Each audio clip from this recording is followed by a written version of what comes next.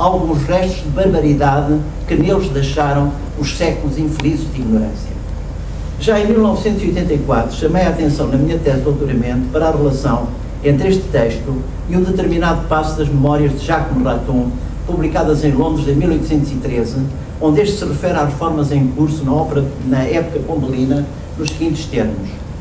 Fala da família dos Cruzes e depois diz que o Marquês de Pombal muito contribuiu para desterrar o resto de costumes moriscos e promover a sociabilidade. Eu vou saltar a citação porque me refiro depois a ela. No Alvará fala-se de desterrar os restos de barbaridade. Nas memórias de Raton, de desterrar os costumes moriscos. Mas enquanto no Alvará sublinha a ideia de teatro como escola e se contrapõe civilizar aos séculos infelizes da ignorância, já nas memórias de Raton o valor fundamental do qual tudo mais decorre é a convivência ou sociabilidade.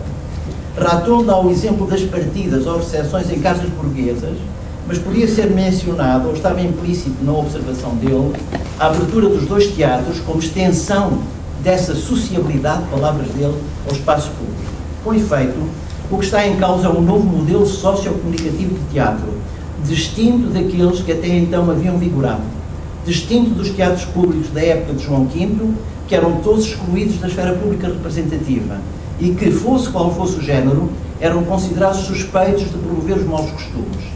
Distinto da ópera do Tejo e dos teatros régios, que tinham passado a integrar a esfera pública representativa no tempo de José I. Num caso, os teatros não eram recomendáveis aos nobres e famílias das classes médias como espaços de sociabilidade. E daí, por exemplo, na ópera séria, o recurso aos já referidos particulares de senhoras, ou nas comédias, a existência de camarotes protegidos com cortinas, que permitiam a damas, clérigos ou pessoas de condição assistirem aos espetáculos sem ser vistos. No outro caso, modelo da ópera do Tejo, a sala era rigidamente compartimentada, segundo um protocolo que predeterminava os lugares em função das hierarquias de carga e condição, incluindo um camarote destinado às damas da corte, as únicas mulheres admitidas. Em ambos os modelos mantinha-se o costume morisco de discriminação das mulheres, que ou eram deixadas em casa, ou permaneciam invisíveis, ou tinham um lugar à parte. As mudanças introduzidas com a sociedade dos teatros públicos não eram de pouca monta. Por um lado, graças à declaração da missão civilizadora da arte dramática e num artigo do regulamento do caráter não infamante da profissão de atores, o teatro tornava-se um local tão digno de ser frequentado pela gente da corte e pela classe média como a igreja. Por outro lado, graças à disposição que franqueava o acesso gratuito às mulheres, assim favorecendo a frequência dos espetáculos pelas famílias, o regulamento punha termo ao costume morisco da segregação feminina. Eram admitidas mulheres tanto no palco como na sala.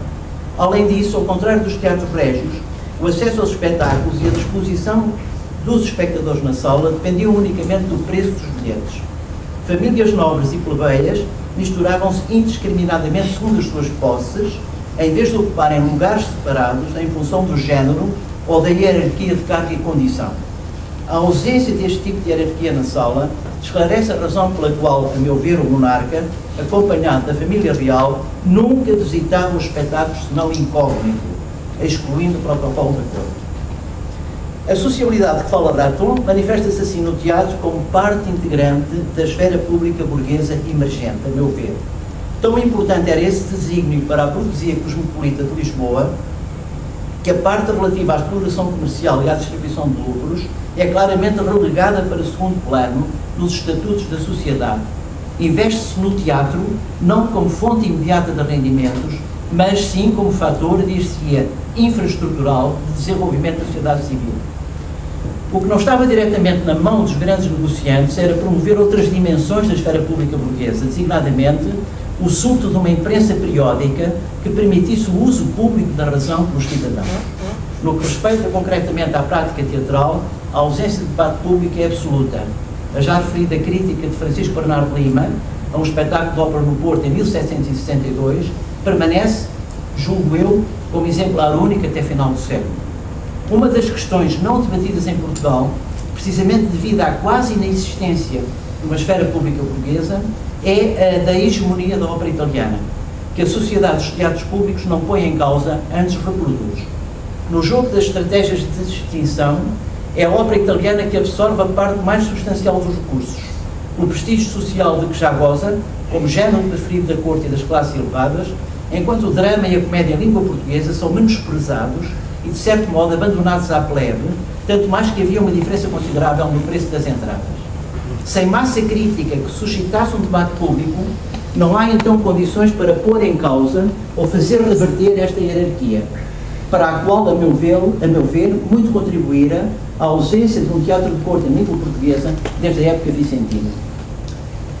A comparação com os Estados germânicos, a que já procedi noutra ocasião, parece-me a este respeito bastante elucidativa, pois também na Alemanha, e desde muito mais cedo do que em Portugal, a ópera italiana se tornara teatro da corte inseparável da esfera pública representativa. O que faz a diferença nas duas situações é a massa crítica burguesa e a poderosa esfera pública cívica que ali se desenvolvera e que se traduzia não só na abundância de espaços de sociabilidade, mas também e sobretudo na grande produção editorial, abrangendo todo o género de publicações, livros, partituras, periódicos, generalistas e especializados, etc. Além do mais, o princípio luterano da livre interpretação da Bíblia, na sua tradução em vernáculo, tinha desencadeado a alfabetização e a aquisição de literacia em massa, enquanto em Portugal, nas palavras de Cavaleiro de Oliveira, a leitura da Bíblia era inteira e severamente proibida, assim se promovendo, estou a citar, a ausência de verdadeiro saber e a crassa ignorância. As célebres feiras do livro de Leipzig e Frankfurt datam do início do século XVII e os primeiros periódicos especializados alemães dedicados à música e ópera do início do século XVIII. Por isso, não admira que uma questão como a da hegemonia da ópera italiana tenha sido largamente suscitada na imprensa germânica ao longo do século XVIII. Pelo contrário, em Portugal não há simplesmente debate porque não há massa crítica que o protagonize. Aqui, a burguesia mais cosmopolita limita-se a revestir-se dos títulos de nobreza da ópera italiana, querendo também para si aquilo que a corte já tinha. Na Alemanha, o movimento Aufklärung, que emerge da esfera pública burguesa, ataca implacavelmente a ópera italiana da corte e contrapõe-lhe um modelo contra-hegemónico ou alternativo, ópera em língua alemã ou Singspiel. Um dos textos lapidares sobre a questão é o ensaio sobre o Singspiel, publicado em 1775, de Christoph Martin Wieland. Eu tinha aqui, mas não há tempo para ler, mas vou resumir. O que está em causa neste texto é, por um lado, transferir a ópera da esfera recreativa e representativa para a esfera educativa e, por outro, contrapor o esbanjamento de recursos com a importação de artistas italianos, pagos a peso de ouro, o investimento reprodutivo em artistas e recursos locais, em espetáculos ao alcance do orçamento de cidades medianas e que atuassem no sentido da promoção da humanidade. Não se trata de promover a sociabilidade, questão já ultrapassada, mas sim de a transformar, de a trazer para outro plano através da ópera alemã. Esta ação contra-hegemónica ganha tal apoio na esfera pública burguesa que os príncipes germânicos são obrigados um a um a renunciar à ópera italiana. O último a renunciar e a adotar o Singspiel como teatro da corte é o monarca prussiano. Corria o ano de 1801, uma data simbólica de viragem em que a Alemanha deixa de ser importadora da ópera italiana para passar a ser exportadora da ópera alemã. Uma viragem equivalente nunca ocorrerá em Portugal. Resumindo e concluindo, Pombal promove a ascensão da burguesia e favorece o desenvolvimento da sociabilidade, para usar a expressão de Raton, mas por outro lado reforça ainda mais a hegemonia da esfera pública representativa, reprimindo e sufocando as tentativas, ainda que débeis, de constituição de uma esfera pública cívico-burguesa, a qual não se podia afirmar sem uma imprensa periódica aberta ao uso público da razão e ao debate de ideias que daí naturalmente decorreria. Até os teatros públicos ou burgueses permitidos pelo Alvará de 71 são só de pouca dura, como espaços de sociabilidade. Por ordem do Marquês de Pombal, em 1774, após 2 anos de atividade, cessa a atividade teatral e a Sociedade de Teatros Públicos é dissolvida. A causa é o escândalo da ligação amorosa entre a prima-dona Zamperini, que ostentava no palco diamantes que faziam inveja à família real, e o presidente do Senado da Câmara e Conde do Eiras, filho do Marquês de Pombal. Escândalo que é só por si sintoma das estratégias de comunicação que presidiam os espetáculos, confirmadas por outras fontes da época. O que prevalecera na praxis da ópera italiana no Teatro dos Condes não fora, como proclamado no Alvará, a função educativa ou de esclarecimento, pressupondo o recolhimento do público e o modelo de identificação do espectador com as personagens e a ação representada, modelo que noutros países emanava da esfera pública burguesa, mas sim a estrutura de comunicação coloquial da ópera como divertimento, caracterizada pela forte interação entre as pessoas dos atores e as pessoas dos espectadores, que transferia o espetáculo do palco para a sala e do qual todos eram protagonistas. As retroações cumulativas entre a exibição do virtuosismo ou dos encantos da diva no palco e a exibição de títulos de nobreza ou de poder dos espectadores na sala suprimiam do horizonte da recepção a ação representada, reduziam-na a mero pretexto para a finalidade principal e última, que era, afinal, tão somente a convivência, a sociabilidade, porque tanto aspirava a classe média de Lisboa, cansada de costumes humorísticos. Com a cessação da atividade dos teatros públicos, que volta a restringir a ópera aos teatros régios, Pombal acaba por dar uma grande machadada na tal sociabilidade que ele tanto queria promover, segundo Raton, e que tão necessária era para a emergência de uma esfera pública burguesa. A partir de 1774, a ópera tornava-se de novo privilégio da corte ou esfera pública representativa e assim permaneceria 10 anos, até 1784, já sob a regência do futuro Dom João VI. Muito obrigado, não sei se percebi o meu tempo. Mas estava preocupado com o tempo. O progresso foi magnífico. Estamos agora? Eu ainda não gostei.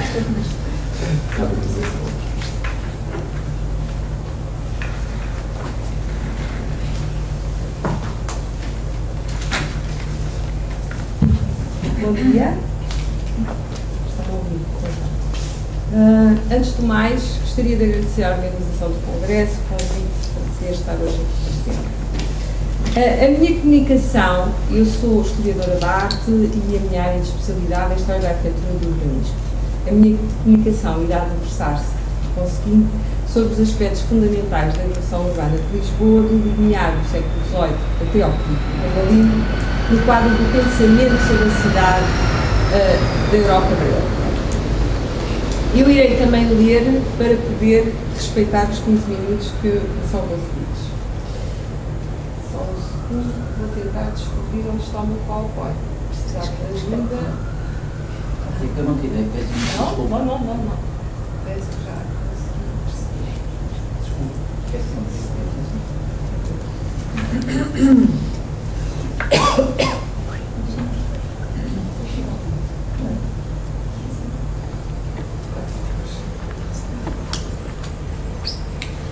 Quando Vernei parte de Portugal rumo à Itália, Lisboa era uma cidade em profunda mudança.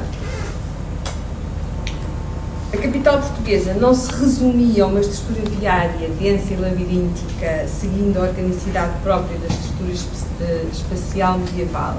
De facto, Lisboa havia mudado, permeável às ideias dos teóricos cientistas sobre arquitetura e cidade e aos projetos de reformulação urbana que se multiplicavam pela Europa, como era o caso de Roma, ainda em finais do século XVI, princípios do século XVII, Paris, durante todo o século XVII, com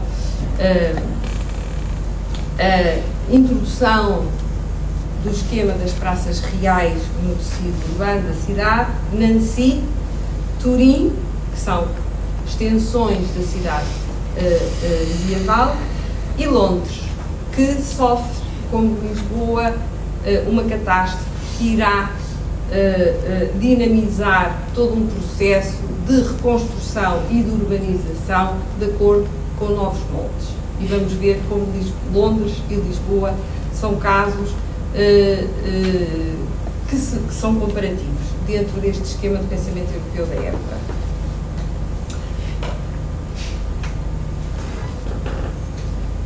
E passamos para este slide. Desculpa que aqui deixei. Portanto, temos aqui o caso de Roma e temos aqui o caso do primeiro square londrino, ainda da primeira metade do século XVII, Covent Garden. E passamos agora para esta imagem de Lisboa em 1620. No início do século XVII, Lisboa surge como uma das cidades mais populosas da Europa, formando com Londres, Paris, Milão, Veneza, Nápoles, Roma e Palermo o grupo dos núcleos urbanos com mais de 100 mil habitantes. A este grupo, só um século mais tarde, se irá juntar Madrid.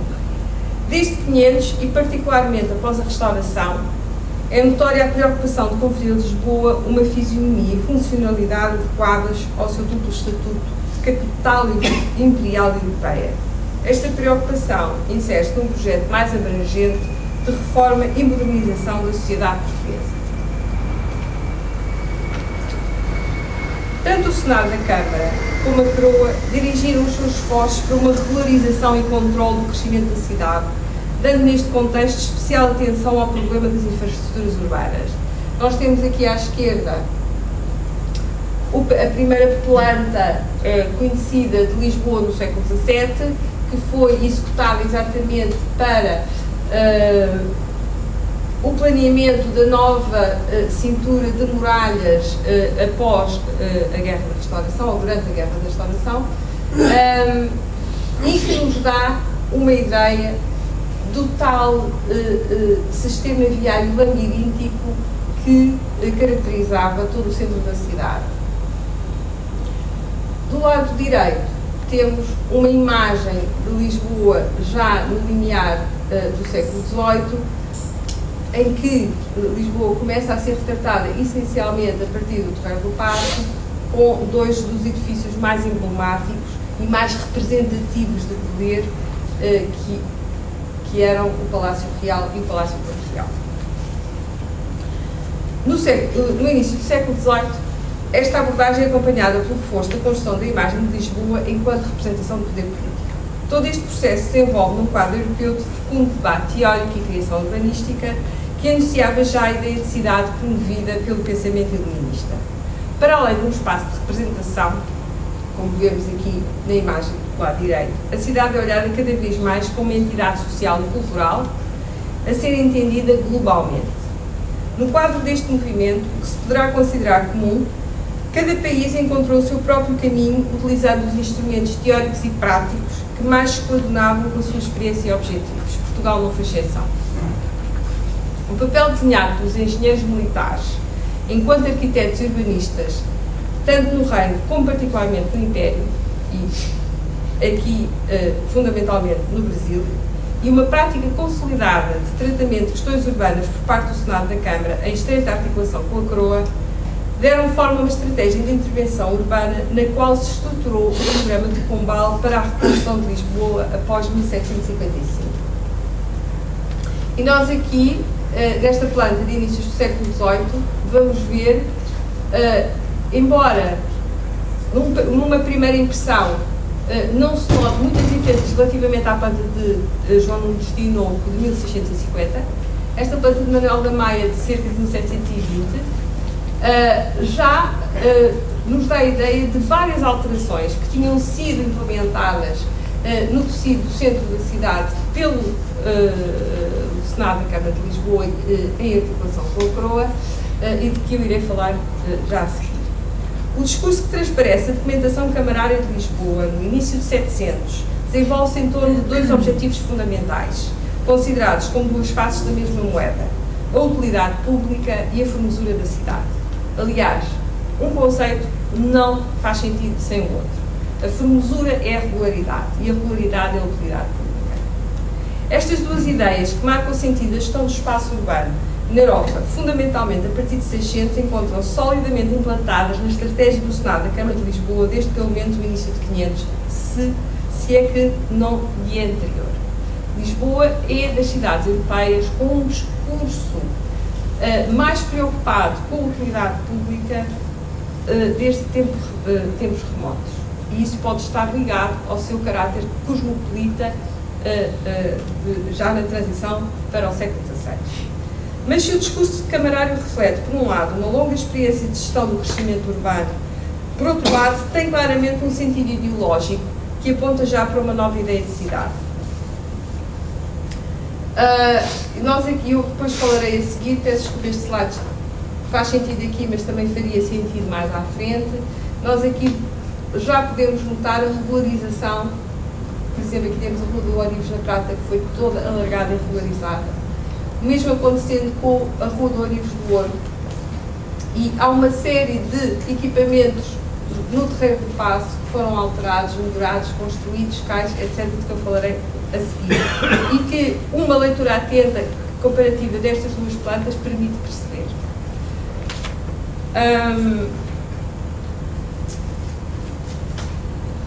Em Lisboa, ao longo de 600 e inícios de 700, o poder régio desenvolveu uma ação balizada entre os grandes projetos de representação do poder político e as iniciativas públicas de dimensão mais abrangente, bem como a arbitragem dos conflitos de interesse entre os particulares e o Senado da Câmara. De acordo com esta última vertente, a coroa atuou como um elo de ligação entre a tradição e a modernidade. Aqui, se considerarmos a tradição o interesse privado, nem sempre, mas muitas vezes, e a modernidade, a preocupação camarária. A administração do município de Lisboa velava pelo interesse público e, usando como referência outros exemplos similares na Europa, persuadia a coroa da utilidade em melhorar os equipamentos da cidade e estabelecer normas para regular a iniciativa privada. Os particulares, e isso também é notório em toda a documentação camarária da época, e é muito interessante, iam-se familiarizando com este discurso e, no quadro de uma cidade que se ia desenhando de acordo com as necessidades impostas pela evolução de uma nova sociedade, procuravam executar obras que os beneficiassem e não obstassem ou mesmo promovessem a ideia de cidade a que se pretendia dar corpo.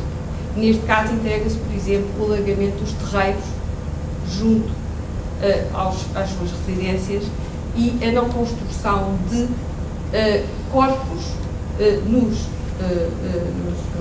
nas suas residências que viessem criar deformação, que era o adjetivo utilizado, na via para a qual deitava.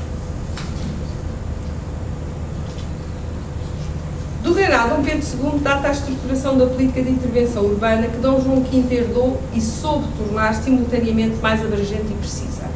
Abriram-se e ampliaram-se ruas, construíram-se e reformularam-se cais, edificaram-se e melhoraram-se edifícios públicos. Estabeleceu-se um sistema de interdição ao trânsito de carruagens nas vias mais movimentadas. Enviou-se uma comissão para estudar o sistema de limpeza em Paris e pensou-se em dar execução a um sistema de iluminação em Lisboa, isto tudo em finais do século XVII. Em 1690, o Senado determinou a obrigatoriedade de se requerer licenças para quaisquer obras particulares a efetuar na cidade e pediu aos fiscais rigor na fiscalização das mesmas. Com Dom João V, concluíram-se muitas destas obras, como foi o caso do novo edifício do Açougue Real no Terreiro do Paço, o novo cais em Belém, o alargamento da Rua dos Ourives do Ouro, que seguiu toda a obra de alargamento da Rua dos Ourives da Prata, e estas duas obras foram fundamentais para a estruturação de toda a estratégia pombalina após o terremoto. Projetou-se e edificou-se o Cais da Pedra e os novos edifícios do Terreiro do Trigo e da Alfândega no Terreiro do Paço. Cobriram-se os esgotos a céu aberto do bairro São José, do Terreiro do Paço e de Masvila para benefício da saúde pública. E, finalmente, deu-se execução à mais importante obra do período, o Aqueduto das Águas Livres, que já tinha merecido uma atenção particular no tempo de Dom Pedro II. A legislação que acompanhava esta prática urbanística foi reforçada também em tempo de Dom João V por decretos que estabeleciam a largura das ruas principais e secundárias de Lisboa e, no qual decreto a legislação pombalina também se vai inspirar, e proibiam construções nas fachadas que contribuíssem para a irregularidade dos traçados das vias. Os engenheiros militares tiveram um papel essencial na definição destes princípios reguladores da construção urbana. Representavam o grupo mais competente e mais numeroso de arquitetos e, por formação e incumbência, desenvolveram modelos arquitetónicos e esquemas urbanísticos que, pela sua sobriedade, regularidade e pragmatismo de intervenção, se adequavam perfeitamente à ideia de cidade uniforme e funcional defendida pelo racionalismo cartesiano e depois amplamente promovida pelos teóricos do urbanismo. Em articulação com as obras camarárias e régias de modernização do tecido urbano da cidade, Dom João V deu execução ao projeto de reformação do Terreiro do Paço, que consistiu na ampliação do Palácio Real e construção da Basílica e Praça da Patriarcal entre 1709 e 1749. Quer dizer, estas obras decorreram durante todo o período do seu reinado. Aliás, esta foi a primeira praça, a Praça da Patriarcal, foi a primeira praça a ser pensada como tal em Lisboa. Depois E sabe-se que toda esta obra teve execução após um outro projeto de construção de um conjunto de patriarcal e palácio no sítio de Buenos Aires, para o qual se chamou o arquiteto italiano Filippo Juvara em 1719, não ter tido seguimento.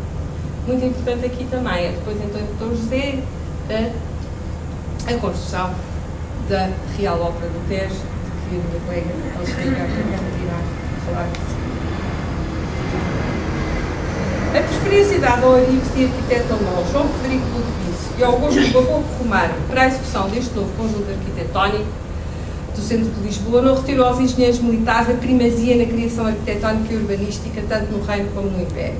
Este foi o caso da obra do Aqueduto das Águas Livres, em que, tal como no conjunto do Palácio e Convento de Mafra, serviram engenheiros militares e grande parte do corpo militar como os soldados servem a guerra. O Exército foi convocado para estas duas obras e trabalhou nelas com a mesma dedicação com que trabalhava na guerra. E esta compreensão é muito importante da importância da engenharia militar e do corpo militar na construção e na concepção da ordenação e da reformulação do espaço urbano, não só em Lisboa como em todo o Império, é fundamental para a compreensão da história da arquitetura e do urbanismo neste período. Igualmente, o conjunto das necessidades, convento e palácio, exprime de forma exemplar este encontro entre o sentido monumental de uma obra de representação do poder e a solidez da experiência e formação do engenheiro militar, que neste caso das necessidades foi Custódio Vieira.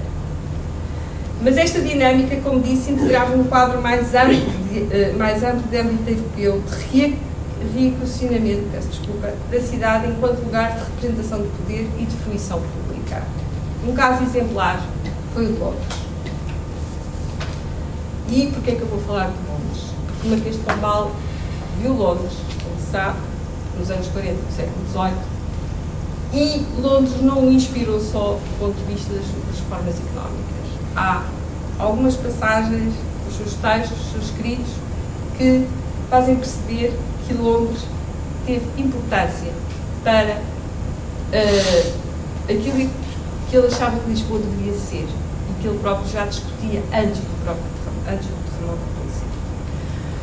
A administração da City debatia-se, portanto, a City de Londres, debatia-se com a reconstrução da área afetada pelo incêndio de 1666 e, embora não se tenha adotado um novo plano de proteção da iniciativa privada, foram definidas normas precisas para as novas construções e estabeleceram-se procedimentos legais eficazes para a resolução dos direitos de propriedade.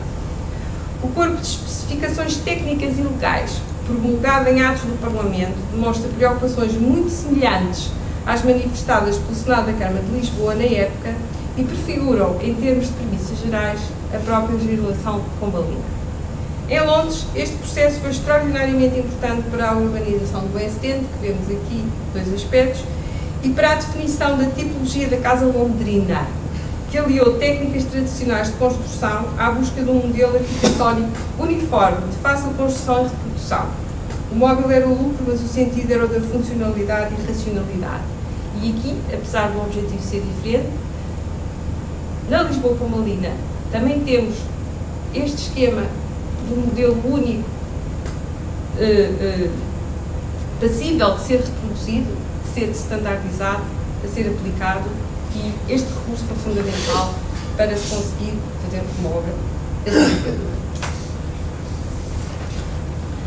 Estou quase a terminar. Foi esta Londres que Pombal conheceu no início dos anos 40 de 700 e que poderá ter influenciado os seus próprios projetos para Lisboa, como já disse. Estas mesmas preocupações transparecem na carta que Manuel Teles da Silva, segundo filho do quarto conde de Tarouca, escreve ao futuro Marquês de Pombal logo após o terremoto. E passo a citar: lembro-me que naquelas suavíssimas conversações familiares discorremos da população de Lisboa, portanto, quando Marquês de Pombal estava em Viena. E com o pouco de luzes que nisto me deixou Vossa Excelência, me pareceria, conforme à régia providência, preferindo sempre o público e favorecendo, quando possível, cada particular, ordenar de tal modo a próxima reedificação de Lisboa. Persuadidos da superioridade da civilização e a cultura europeias, e empenhados em apressar o passo porque consideravam a marcha inexorável do progresso, os teóricos do iluminismo dirigiram os seus esforços para o estabelecimento de condições sociais capazes de potenciar a criação individual. Este empreendimento requeria um sistema estruturado de ideias que só podia ser efetivo através do seu caráter universal e didático. É sobre este aparente paradoxo que se baseia igualmente a forma de encarar a cidade. Esta deveria, ao tempo, dignificar a sociedade onde se inseria e proporcionar, pela qualidade de vida dos seus habitantes, as condições para a sua contínua modernização. Deste modo, clamou-se excelência na produção arquitetónica e sentido cívico na gestão e planeamento urbano. A qualidade do objeto arquitetónico não se traduzia per se, distinguindo-se claramente as propostas de planeamento do período barroco, mas enquanto parte integrante de um projeto abrangente de cidade. O discurso dos teóricos do iluminismo, no que respeita à cidade, pode ser lido tanto na sobriedade e pragmatismo das propostas da engenharia militar portuguesa, como nos esquemas decorados e funcionais do neopalladianismo londrino. E aqui faço à parte para a questão da introdução, da extraordinária introdução no plano de reconstrução de Lisboa, do primeiro espaço de convívio social fora da esfera do sagrado, passeio público, à imagem dos Vauxhall Gardens no Londrina, que embora só fosse plenamente usufruído pelas românticas, estava no plano global. Suportados por uma legislação resultante de uma prática centenária de gestão urbana por parte das administrações municipais e do poder régio, em ambos os casos, estamos perante um modelo de cidade que se projeta na realidade de forma a alterá-la em devido tempo. Não é uma utopia, é como Richard Attling chama Upralia. Isto está em inglês. Luís António Verneio faleceu longe do seu país, pugnando pela modernidade, enquanto, ironicamente, o país se modernizava segundo um processo singular que aliava a férrea autocracia do consulado pombalino à emulação dos ideais iluministas de progresso social e económico. Lisboa é disso um exemplo paradigmático. Muito obrigada.